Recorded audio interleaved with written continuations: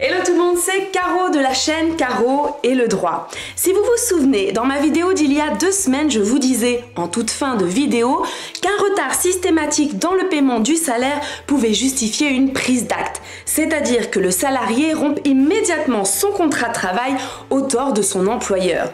Eh bien aujourd'hui, je reviens plus en détail sur cette notion de prise d'acte pour vous présenter ce dispositif et ses enjeux.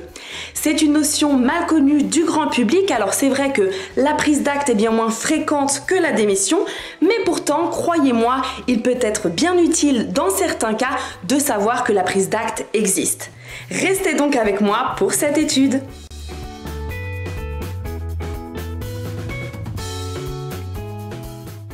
Pour bien cerner cette notion de prise d'acte, je vous propose d'articuler notre étude autour de 3 points clés. La définition de la prise d'acte, sa procédure et ses conséquences.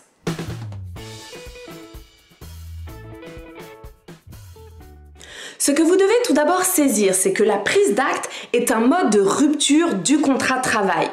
Le licenciement est un mode de rupture du contrat de travail, la démission en est un autre, et bien la prise d'acte est un mode de rupture autonome du contrat de travail. Retenez bien que c'est un mode de rupture autonome du contrat de travail parce que même si la prise d'acte peut avoir les effets d'un licenciement ou d'une démission, et ça c'est ce qu'on va voir en toute fin de vidéo, elle n'en reste pas moins un mode de rupture propre et distinct du contrat de travail. Deuxième chose à connaître, c'est un mode de rupture à l'initiative d'un salarié. Autrement dit, seul le salarié peut utiliser ce dispositif et rompre son contrat de travail par la prise d'acte.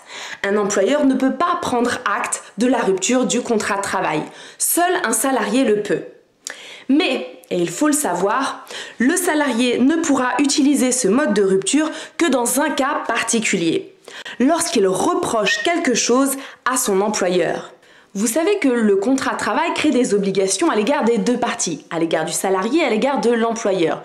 La première obligation qui me vient à l'esprit maintenant est par exemple l'obligation pour l'employeur de rémunérer le salarié en contrepartie de sa prestation de travail. Eh bien écoutez ceci, si l'employeur manque à une ou plusieurs de ces obligations, alors le salarié peut recourir à la prise d'acte pour mettre fin à son contrat de travail. Attention toutefois, tous les manquements ne peuvent pas justifier une prise d'acte. Seul un manquement suffisamment grave pourra légitimer que le salarié prenne acte de la rupture de son contrat de travail. Alors vous allez me dire, un manquement suffisamment grave, c'est quoi? Eh bien, c'est par exemple des faits de harcèlement à l'encontre d'un salarié. C'est aussi une modification de son contrat de travail sans obtenir son consentement, comme par exemple le fait de modifier des éléments de sa rémunération.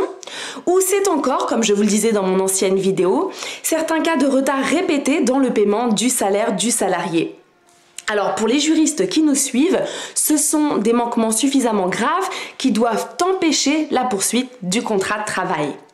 Donc en résumé, sur ce premier point, si vous avez une définition à retenir, retenez celle-ci. La prise d'acte, c'est un mode de rupture du contrat de travail à l'initiative du salarié et au tort de l'employeur.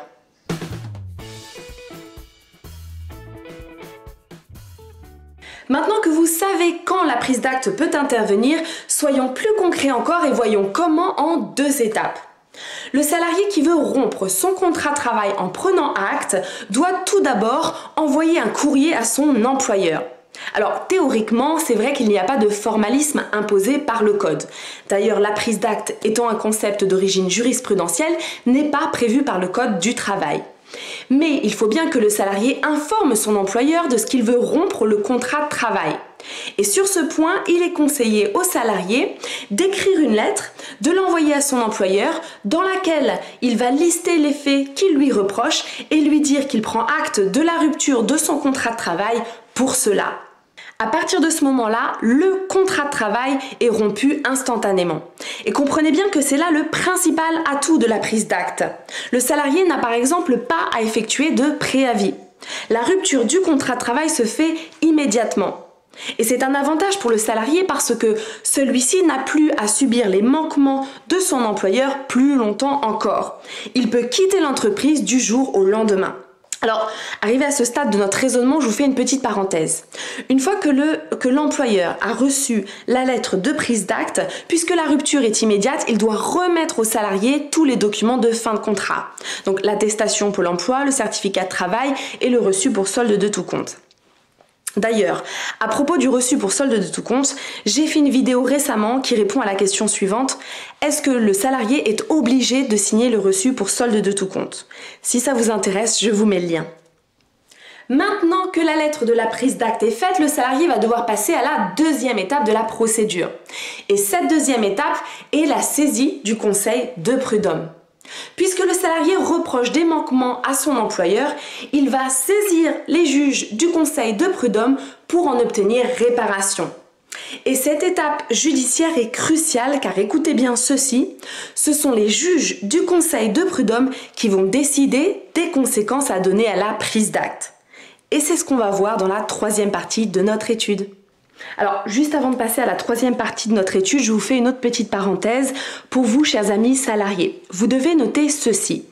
Tant que le conseil de prud'homme ne s'est pas prononcé, c'est-à-dire qu'il n'a pas rendu de jugement, vous ne percevez normalement pas le chômage. Alors, c'est vrai que le conseil doit se prononcer assez rapidement, dans un délai d'1 mois, même si je doute qu'en pratique ce délai soit toujours très bien respecté. Mais quoi qu'il en soit, pendant ce délai, vous n'avez aucune source de revenus. C'est un élément fondamental qu'il vous faut avoir en mémoire avant d'entamer une telle procédure.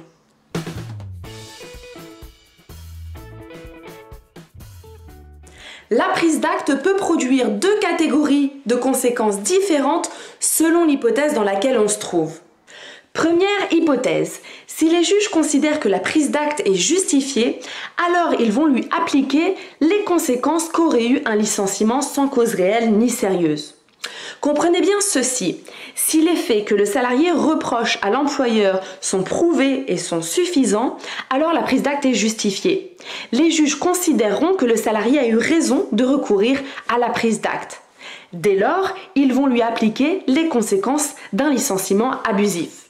Et concrètement, ils vont condamner l'employeur à verser au salarié une indemnité de préavis, une indemnité légale ou conventionnelle de licenciement, une indemnité pour licenciement injustifié et enfin une indemnité compensatrice de congés payés. Ça fait quand même pas mal de sous-sous, hein? Deuxième hypothèse, si les faits reprochés à l'employeur ne sont pas aux yeux des juges fondés, c'est-à-dire qu'ils ne sont pas prouvés, qu'ils ne sont pas réels ou qu'ils sont insuffisants, alors le conseil de prud'homme va appliquer à la prise d'acte les conséquences d'une démission. Donc on va faire comme si le salarié avait en fait démissionné. Et là, comme en cas de réelle démission, le salarié sera privé de toute indemnité. C'est l'inconvénient majeur de la prise d'acte. En prenant acte, en fait, le salarié prend un risque. Il prend le risque que les juges considèrent que la rupture de son contrat de travail n'est pas justifiée et donc il prend le risque de se voir appliquer les conséquences d'une démission. Chers salariés, c'est un risque à ne pas négliger. Personnellement, je vous recommande d'aller voir un avocat qui va analyser votre situation et qui va vous dire si, compte tenu des circonstances, une prise d'acte est pour vous opportune. S'il estime que le risque est trop important, il vous conseillera certainement de recourir à un autre mode de rupture qu'on appelle la résiliation judiciaire.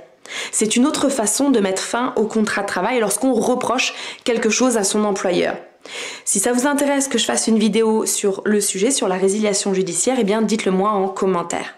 Plus encore, si la prise d'acte n'est pas justifiée aux yeux des juges et qu'elle produit les effets d'une démission, alors le conseil de prud'homme peut condamner le salarié à payer à son employeur une somme d'argent qui correspond à l'indemnité de préavis. Donc, chers salariés, non seulement vous n'aurez droit à rien, mais en plus vous pourrez être condamné à payer quelque chose à votre employeur. Et bien évidemment, vous n'aurez pas le droit aux allocations chômage. Au total, pour résumer cette troisième partie, retenez ceci. Soit la prise d'acte produit les effets d'un licenciement sans cause réelle ni sérieuse, soit elle produit les effets d'une démission. Et ce sont les juges du conseil de prud'homme qui en décideront.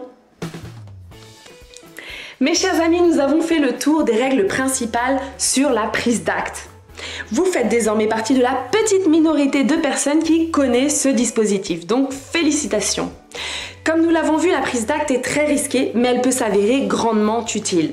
Imaginons par exemple un salarié qui subit quotidiennement des actes de harcèlement.